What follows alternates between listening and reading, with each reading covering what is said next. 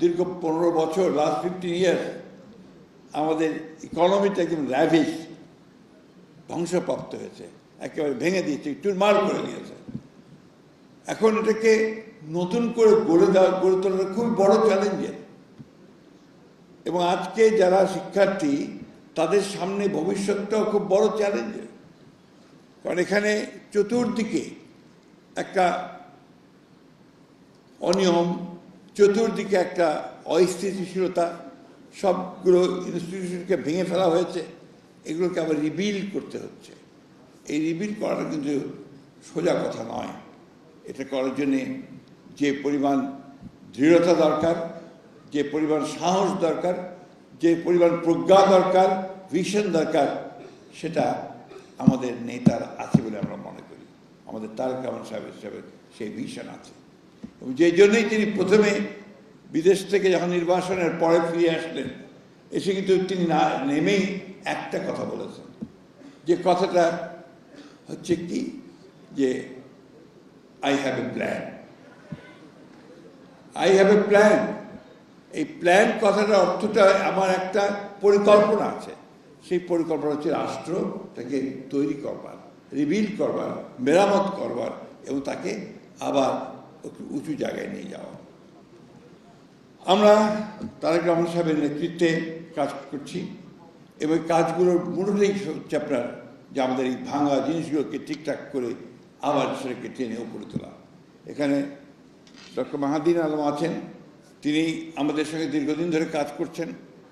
আমরা দেখেছি তার মধ্যে একটা সৃষ্টির একটা ব্যাপার আছে, ক্রিয়েটিভ একটা ব্যাপার আছে। আজকে ক্রিয়েটিভিটিটা আপনাদের সকলের দরকার। আমি মনে করি যে আপনারা এই ক্রিয়েটিভিটি থেকেই বাংলাদেশকে নতুন করে গড়ে তুলতে পারবেন। আগে আমরা যেভাবে চিন্তা করতাম, আমরা যারা বয়স্ক মানুষ, আমিও শিক্ষকতা করেছি দীর্ঘদিন ধরে, আমরা যে জিনিসগুলো পড়াতাম বা পড়তাম তার থেকে এখন কিন্তু অনেক পরিবর্তন হয়েছে। টেকনোলজির পরিবর্তন হচ্ছে, নতুন নতুন চিন্তাভাবনা, জ্ঞানের পরিবর্তন এসছে। এগুলোকে রপ্ত করে সামনের দিকে এগিয়ে নিয়ে যাওয়া। আজকে যারা এখানে এসছেন শিক্ষার্থীরা, তাদের সামনে আরেকটা চ্যালেঞ্জ আছে, তাদের নিজেদের জীবনের জীবিকাকে ঠিক করা, অর্থাৎ কর্মসংস্থান সৃষ্টি করা। বাংলাদেশে এখন প্রায় 4 কোটি না, প্রায় 4 কোটি শিক্ষিত বেকার যুবক। একটা পদের জন্যে, বরং গ্র্যাজুয়েশনের জন্য একটা দরকার, একটা পদের জন্য সেখানে প্রায় 5 লাখ 6 লাখ একটা পদের জন্য দরখাস্ত আসে। আমরা একটা নতুন বিশ্ববিদ্যালয় করতে যাচ্ছি ঠাকুরগাঁতে। এর জন্য আপনার প্রাথমিকভাবে যে ছোট ছোট আপনার ওই অফিস সহকারী বা এই ধরনের পদগুলোর জন্য দরকার, যখন বিজ্ঞাপন দেওয়া হয়েছে, হাজার হাজার দরখাস্ত আসছে সেখানে। এই যে আনএমপ্লয়মেন্ট, এই আনএমপ্লয়মেন্টকে তো আমরা রাতারাতি মুহূর্তের মধ্যে শেষ করা যাবে না। এটার জন্য আমাদেরকে নতুন করে কাজ করতে হবে। যে কারণে আমাদের নেতা জনাব তারেক রহমান সাহেব, তিনি আজকে সম্পূর্ণ নতুন চিন্তা ভাবনা করছেন। তিনি চিন্তা ভাবছেন যে গোটা অর্থনীতিকে কিভাবে সাজানো যায় যাতে করে সবচেয়ে বেশি কর্মসংস্থান সৃষ্টি হয়। যে কারণে ক্রিয়েটিভ ইকোনমি বলে তিনি একটা শুরু করেছেন কাজ, যেটাতে আমরা কামার, কুমোর, তাঁতি, গায়ক, খেলোয়াড় সকলকে সাথে সম্পৃক্ত করতে পারবো, সেখানে তার কর্মসংস্থানে আরও সহযোগিতা করতে পারবো। আমরা একই সঙ্গে যেন আমরা স্কিল ট্রেনিং দিয়ে, কারিগরি শিক্ষা আরও বেশি করে দিয়ে, টেকনিক্যাল ট্রেনিং দিয়ে আমরা যেন আমাদের ছেলেমেয়েদেরকে বিদেশে পাঠাতে পারি কাজের জন্য, সেই চেষ্টাটা আমাদের শুরু হয়েছে ইতিমধ্যে।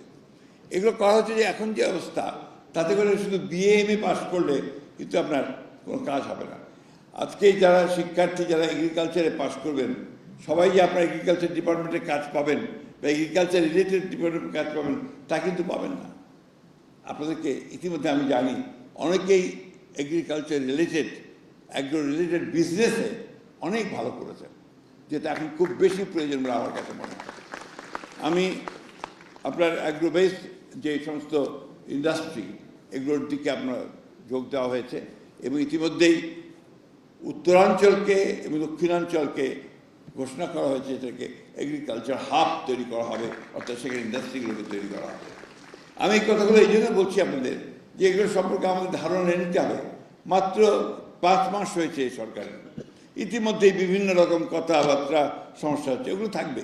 রাজনীতি মানেই তো আপনার কথা হবে। আর বাংলাদেশের আমরা আমাদের চারিত্রিক বৈশিষ্ট্যতে অনেক অনেক বেশি কথা বলি, ওইগুলোর থেকে নিয়েই কিন্তু আমাদেরকে সামনের দিকে এগোতে হবে। এই সামনের দিকে এগিয়ে যাওয়াটা কঠিন কাজ নয়, যদিও মনে হয় করি, কিন্তু কঠিন কাজ নয়। বিশেষ করে এবার আমাদের যে জেনজি যারা তরুণ শিক্ষার্থী, তারা যে একটা অসাধারণ কাজ করতে পেরেছে, যে একটা জগদ্দল পাথর ফ্যাসিস্ট হাসিনাকে তারা তাদের আন্দোলনের মধ্য দিয়ে সরাতে পেরেছে, এটা তাদেরকে আমি সেই জন্য আন্তরিকভাবে ধন্যবাদ জানাই, কৃতজ্ঞতা জানাই। একই সঙ্গে যারা শহীদ হয়েছে তাদের প্রতি আমার শ্রদ্ধা জানাই। 17 বছর ধরে আমরা এই আন্দোলন করেছি, আমি নিজে এই আন্দোলনের শরিক ছিলাম সবসময়। মাহাদেরন ছিল, আমাদের গুম হয়েছে আনিসুর, আমাদের তুলি সে দীর্ঘ আন্দোলন করেছে সেই গুম হয়ে যাওয়া পরিবারগুলোকে সঙ্গে নিয়ে। অনেক কষ্ট, অনেক ত্যাগ তিতিক্ষা গেছে। এখন একটা সুযোগ এসছে, আমি যেটাকে সবসময় বলি একটা অপরচুনিটি এস কাম। এই সুযোগটাকে আমরা নেই, এটাকে আমরা যেন হেলায় নষ্ট না করি, এটাকে যেন আবার একটা অন্ধকারের মধ্যে ঠেলে না দিই, বরঞ্চ আলোর দিকে ঠেলে নিয়ে যাই। আমরা সবাই কাজ করে আমাদের কাজগুলো সামনের দিকে এগিয়ে যেতে পারি।